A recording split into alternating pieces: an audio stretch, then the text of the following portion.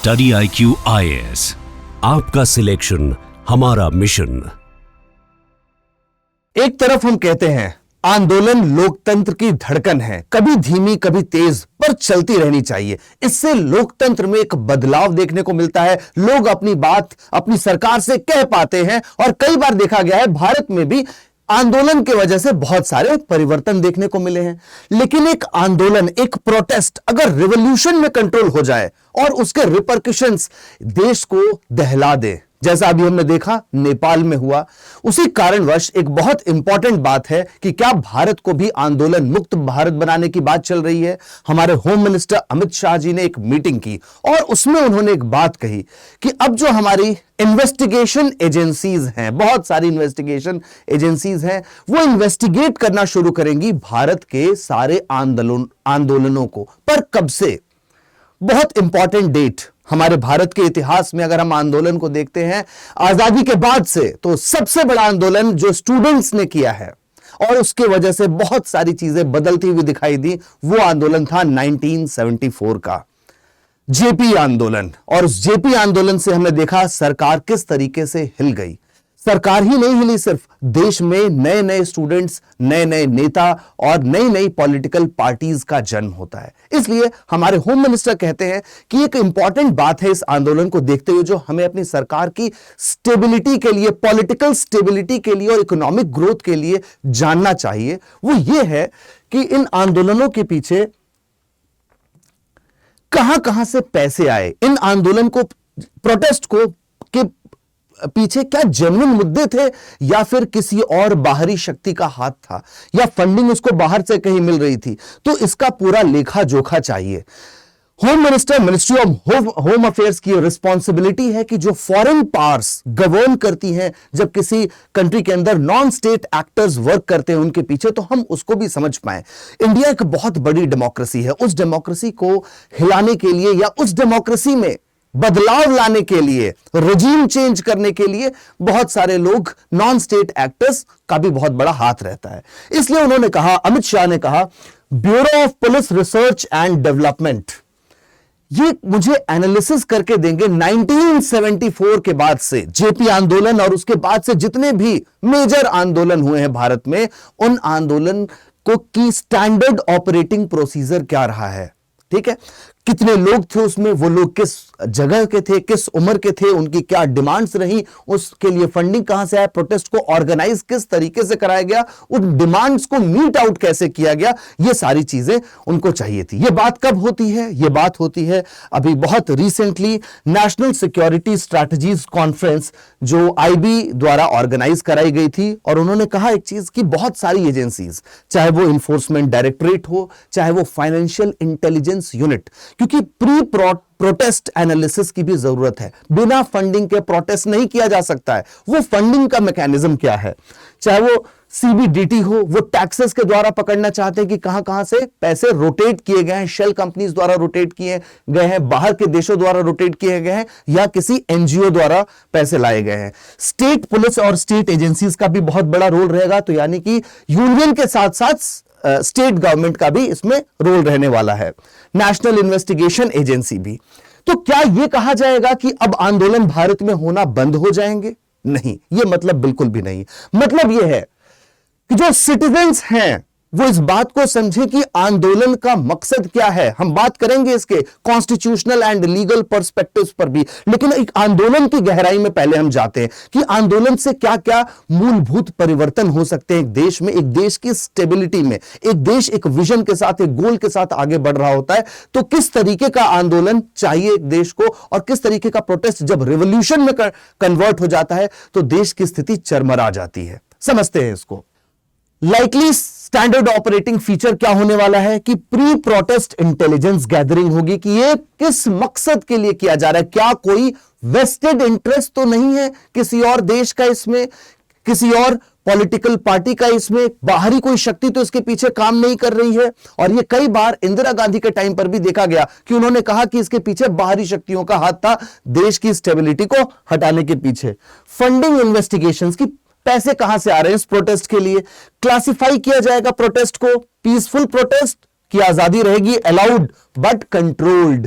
Peaceful protest भी controlled होंगे। हमारे देश में कई जगह पर, चाहे वो स्टूडेंट प्रोटेस्ट हो, चाहे फार्मर्स प्रोटेस्ट हो, पीसफुली अगर हो रहे हैं वो अलाउड है, वो हमारे डेमोक्रेसी का अभिन्न अंग है।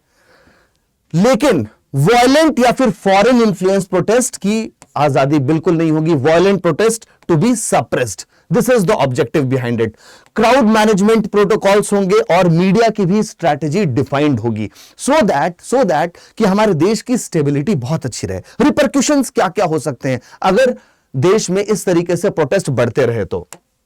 1974 का टाइम है और आप देखेंगे किस तरीके से मास स्केल पर एड्रेस कर रहे हैं, एक भीड़ को एड्रेस कर रहे हैं, और वहां पर कांग्रेस जो इतने सालों से पावर में थी, सत्ता में थी, उसके अगेंस्ट एक स्टूडेंट की भीड़ उमड़ती है और उसका तख्ता पलट हो जाता है। जो आज आप नेपाल में देख रहे हैं, शायद ये बहुत पहले भारत में हो चुका था। आप देखेंगे जेपी मूवमेंट जब होती है उस समय स्टूडेंट्स अपनी बातों को लेकर के आते हैं, उस समय के मुद्दे उठाते हैं, और आज आप बहुत बड़े बड़े पॉलिटिकल लीडर्स आप उत्तर प्रदेश में, बिहार में, बहुत जगह पर देखेंगे वो स्टूडेंट्स पॉलिटिकल पार्टीज बनाते हैं, और आज वो मेजर पॉलिटिकल पार्टीज हैं। Point is student protest nation wise moral political mobilisation.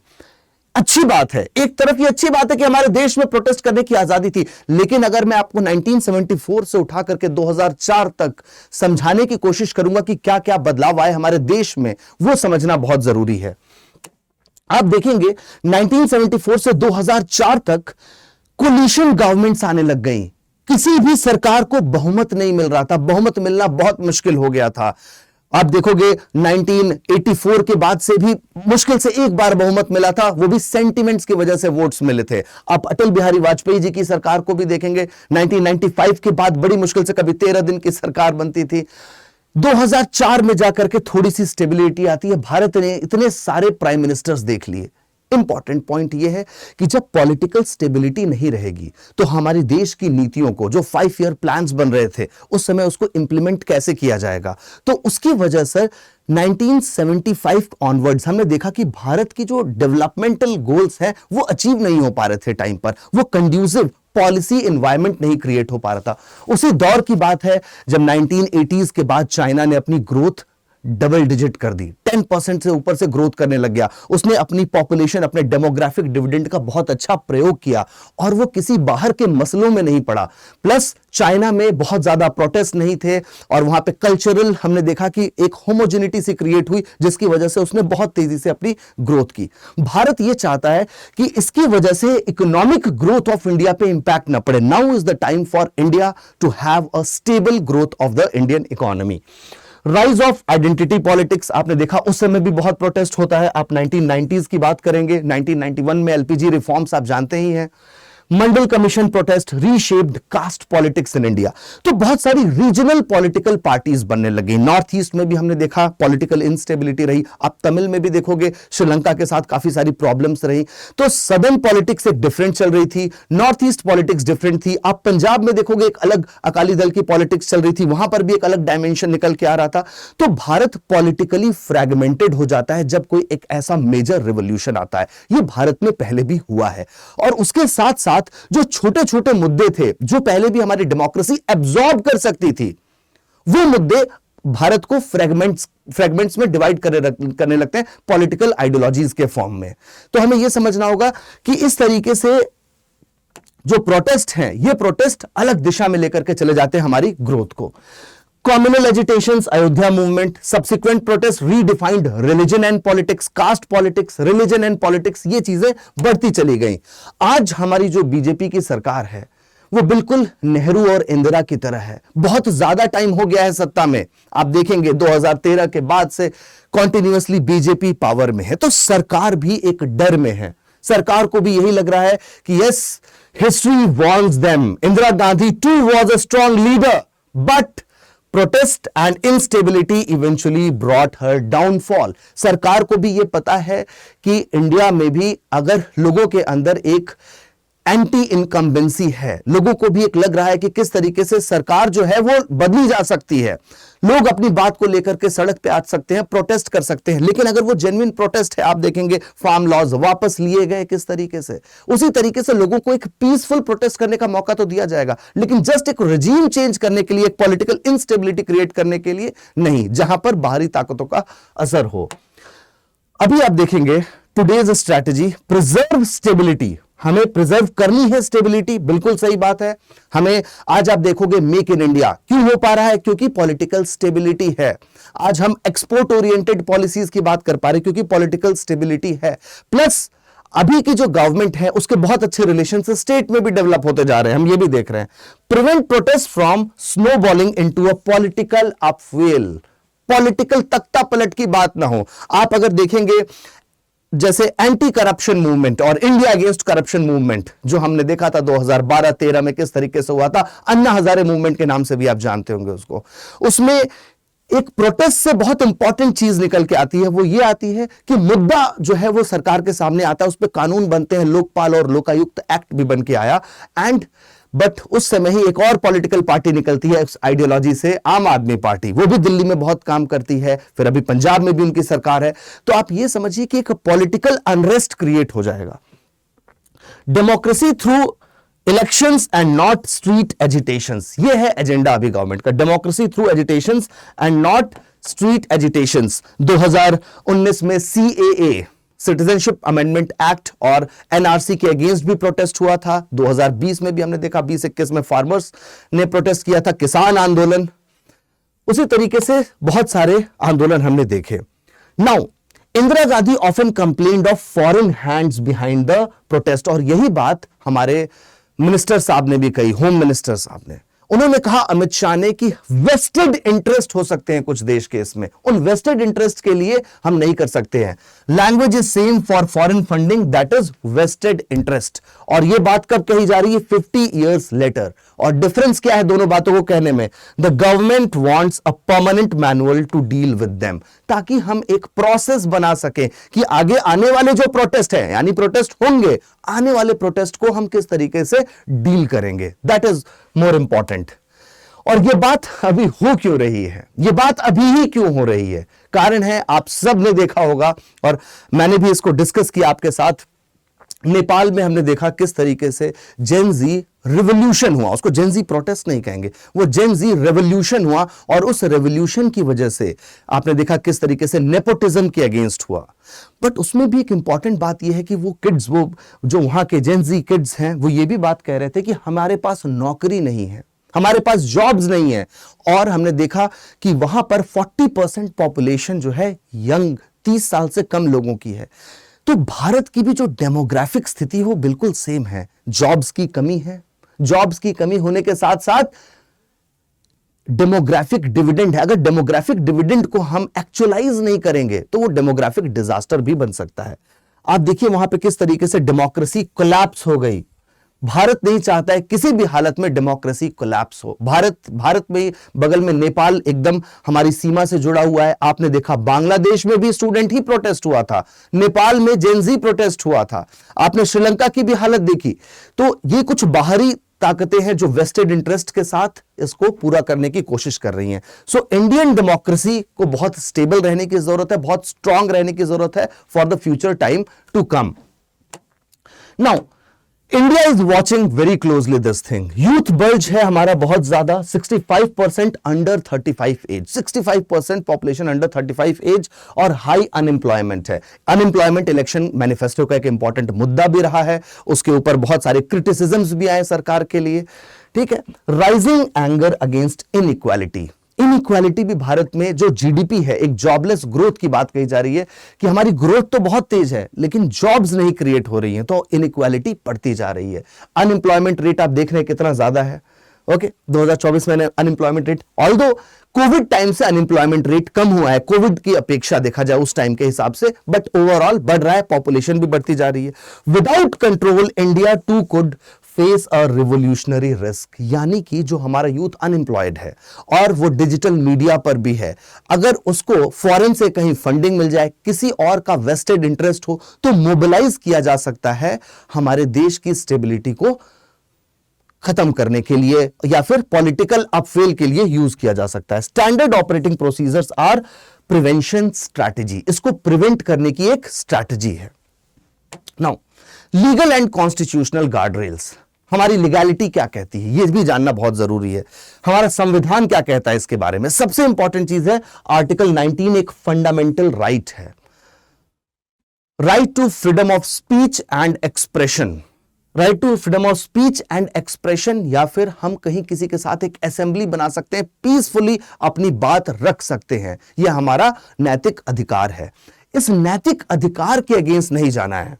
Right to peaceful assembly and are fundamental right. Restrictions लगाई जा सकती हैं, बिल्कुल, स्टेट गवर्नमेंट भी रिस्ट्रिक्शंस लगा सकती है, सेंट्रल गवर्नमेंट भी रिस्ट्रिक्शन लगा सकती है, कुछ ग्राउंड्स होने चाहिए उसके पीछे, और वो पुट्टास्वामी केस के तहत वो ग्राउंड्स प्रोपोर्शनल भी होने चाहिए, टेस्ट ऑफ प्रोपोर्शनैलिटी को पास भी करना चाहिए, वो वेग नहीं होने चाहिए, वो उसमें एम्बिग्युइटीज नहीं होनी चाहिए, विम्स एंड फैंसीज पे बनाए हुए ग्राउंड्स नहीं होने चाहिए। तो एक स्टडी करके सरकार को ये निकालना पड़ेगा कि वो प्रोसेस क्या है। Restriction must be reasonable, necessary and proportionate. अगर if SOPs over classify protest as threats, किसी भी प्रोटेस्ट को आप क्लासिफाई कर दोगे वो थ्रेट है। मान लो कि अगर यूनिवर्सिटीज में इलेक्शन हो रहे हैं और कोई प्रोटेस्ट कर रहा है, तो क्या वो कैंपसेस तक भी पहुंच जाएगा? क्या वो स्कूल्स एंड कॉलेजेस तक भी पहुंच जाएगा? क्या वो किसी कार्य क्षेत्र में, अगर मान लो कि किसी इंडस्ट्री की यूनियन प्रोटेस्ट करना चाहती है, तो क्या वहां पे भी पहुंच जाएगा? तो ओवर क्लासिफिकेशन को threats, then they risk turning constitutionally protected assemblies into unlawful gatherings. यहां पर है एक ग्रे लाइन जो सरकार को देखनी पड़ेगी। तो अभी बहुत सारे सवाल बाकी भी हैं सरकार के सामने कि वो किस तरीके से इसको एक्सप्लेन करते हैं। Due process and proportionality test established proportionality as a test for any state action. तो अगर वो लॉ स्टैंडर्ड ऑपरेटिंग प्रोसेस जो बनेगा उसको सुप्रीम कोर्ट भी इस प्रोपोर्शनैलिटी टेस्ट के साथ देखेगा। गवर्नमेंट ने हिंट दिया है कि फाइनेंशियल प्रोब भी होंगे, बिकॉज इनके पीछे फंडिंग यानी पैसे का एक स्रोत, कौन पैसा दे रहा है और पैसा किस तरीके से हमारी इकोनॉमी में सर्कुलेट किया जा रहा है, यह भी बहुत बड़ा रोल प्ले करेगा। CBDT analytics to track protest fundings, तो ईडी को यह जिम्मेदारी दी गई है। इन्फोर्समेंट डायरेक्टरेट आपको पता है एक इन्वेस्टिगेशन एजेंसी है जो कि ब्लैक मनी को, काले धन को पकड़ने की बहुत कोशिश करता है और इसके पीछे ऑर्गेनाइज्ड क्राइम से आया हुआ बहुत ज्यादा पैसा भी इस्तेमाल होता है। सेंटर स्टेट रिलेशंस में एक इंपॉर्टेंट बात यह है कि जो पुलिस का सब्जेक्ट है, जो police and public order are state subjects. जब हम 7th शेड्यूल देखते हैं सेंटर स्टेट रिलेशंस का, जो पावर का डिस्ट्रीब्यूशन है वो स्टेट का सब्जेक्ट है। और ये कानून या स्टैंडर्ड ऑपरेटिंग प्रोसेस बना कौन रहा है? ये बना रही है आपकी केंद्र सरकार, सेंट्रल गवर्नमेंट। तो स्टेट भी कई बार हो सकता है आपने डाइवर्जेंट व्यूज रखे कि इस तरीके का प्रोटेस्ट आप मत रोकिए। इवन रिलीजियस कॉन्ग्रीगेशन तक की भी बात की गई है, स्टैम्पीड की भी बात की गई है। तो यहां पर स्टेट का रोल कितना इंपॉर्टेंट है और वो एक फेडरल ऑर्डर को मेंटेन कर पा रहे हैं कि नहीं, सेंटर स्टेट रिलेशंस को एस्टैब्लिश कर पा रहे हैं कि नहीं, that also is very important. Centre's role advisory, यहां पर एडवाइजरी होना चाहिए, स्टैंडर्डाइजेशन की बात होनी चाहिए और यहां पर एक कोड एंड कंडक्ट, अपने रिसर्च को वो बताएं ताकि मिनिस्ट्री ऑफ होम अफेयर्स अपने बेसिक प्रोटोकॉल दे सके और स्टेट उसको इंप्लीमेंट करे। फ्रिक्शन पॉइंट्स कुछ हैं, जैसे divergent state norms. Each state has its own assembly permission rules, her state का अपना अलग रूल है, उसमें परिवर्तन करने पड़ेंगे। पॉलिटिकल इंसेंटिव्स, कई बार ऐसा हो सकता है कि वहां पर वो पॉलिटिकल पार्टी नहीं है उस स्टेट में और वहां पर चेंजेस लाने की बात चल रही हो। कैपेसिटी के भी गैप्स हैं, जैसे कि हमारी इन्वेस्टिगेटिव एजेंसीज जो हैं, जैसे सीआईडी हो गई, और इनके पास वो मैन पावर नहीं है कि वो डेफिनेट इंफॉर्मेशन गैदरिंग कर पाए। तो किसी भी छोटे से छोटे प्रोटेस्ट को मॉनिटर कर पाने के लिए कैपेसिटी की भी कमी है अभी, तो उसको भी इनहैंस करने की बात होगी, नहीं तो फिर वेग या विम्स एंड फैंसीज पे हो जाएगा किसी प्रोटेस्ट को रोकना। डेटा की इंटरलिंकिंग का भी इशू देखने को मिलेगा। पास्ट में हमारी जो फेडरलिज्म थी सेंटर स्टेट रिलेशंस की, वो एक लेयर्ड केक की तरीके से थी, प्रोग्राम्स अलग अलग थे। आज की डेट में सेंट्रली स्पॉन्सर्ड स्कीम्स की वजह से जो सेंटर स्टेट रिलेशन है वो मार्बल केक की तरह बन चुका है। यानी कि सेंट्रल गवर्नमेंट जो रूल बनाएगी वो रूल बहुत ज्यादा इंपैक्ट करेगा ये कोऑपरेशन सेंटर और स्टेट का। तो यहां पर हमें देखने को मिलेगा कि जिस तरीके से सेंट्रल रूल बना रही है वो नॉर्थ ईस्ट में, साउथ इंडिया में क्या इंपैक्ट्स डालते हैं अपने फंड्स को लेकर के। So future of dissent, dissent जो आगे जाकर के प्रोटेस्ट बनता है वो क्या होगा? Why might protest be impossible in India? क्यों? क्योंकि preempted protest stopped before they begin via surveillance. Surveillance के थ्रू ही पता चल जाएगा कि ओरिजिन का सोर्स क्या है प्रोटेस्ट का, और उसके पीछे इंटेंट या मोटिव या मेंस रिया जिसको लीगल लैंग्वेज में कहते हैं, वो मेंस रिया क्या है। एक्टस रियस के पहले ही मेंस रिया जान करके उस ऑर्गेनाइज्ड प्रोटेस्ट को रोकने की कोशिश भी की जा सकती है। देन कंट्रोल्ड, जब स्ट्रिक्ट पुलिस प्रोटोकॉल्स होंगे तो क्राउड वहां पे जाएगा नहीं। आपने देखा होगा कि पहले भी प्रोटेस्ट भारत में इतने होते रहे हैं और वो कभी कभी कंट्रोल के बाहर जाते रहे। तो जब ये स्टैंडर्ड ऑपरेटिंग प्रोसेस बन जाएगा और क्राउड कभी भी बाहर जाने की कोशिश करेगा उस दायरे से, तो पुलिस या मिलिट्री एक्शन बहुत स्ट्रिक्ट हो जाएगा। Neutralised, media narratives will ensure public support and remains with the state. Media की गाइडलाइंस को भी इसमें लिया गया है। तो protest won't vanish. Protest important part है हमारे डेमोक्रेसी के, हमारे डिसेंट के, but their impact will be hollowed out. जो उनका इंपैक्ट है वो कम हो जाएगा। तो इंपॉर्टेंट बात यह है कि स्टेबिलिटी और ग्रोथ तो बहुत जरूरी है, लेकिन सोशियो पॉलिटिकल राइट, एक फंडामेंटल राइट जो right to freedom of speech and expression है, उसको चिलिंग इफेक्ट नहीं आना चाहिए इस कानून के द्वारा। यह इंपॉर्टेंट है हमारे लिए। आप भी मुझे अपनी राय जरूर बताइए कमेंट बॉक्स में कि क्या भारत सच में प्रोटेस्ट मुक्त हो सकता है, और ये जो है कितना जरूरी है हमारे देश की पॉलिटिकल स्टेबिलिटी के लिए।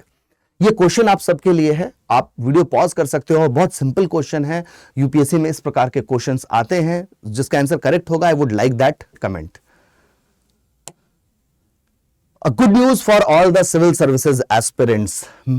जो मिशन सक्सेस की एक सेल है हमारे यहां, जिसकी वजह से प्राइसेस बहुत कम हुए पड़े हैं। ठीक है, आप हमारा सितंबर बैच जो है 28 सितंबर को स्टार्ट हो रहा है, आप ज्वाइन कर सकते हो उस बैच को। बहुत इंपॉर्टेंट बैच है, लॉन्ग टर्म फाउंडेशन बैच। 2027 की जो भी स्टूडेंट्स प्रिपरेशन करना चाहते हैं, यूज कोड ART लाइव। ये 3 भाषाओं में है, इंग्लिश, हिंदी और इंग्लिश, तीनों भाषाओं में से आप इसको चूज कर सकते हैं। आप कोड जरूर यूज कीजिए ART live. And more over, आपको कोई डाउट हो तो आप कनेक्ट कर सकते हो 7303212303 पर। ओके, मैं आपको और अच्छी गाइडलाइंस दूंगा कि किस तरीके से आप इस कोर्स का मैक्सिमम बेनिफिट उठा सकते हैं। All the best. Study IQ IAS, आपका सिलेक्शन हमारा मिशन।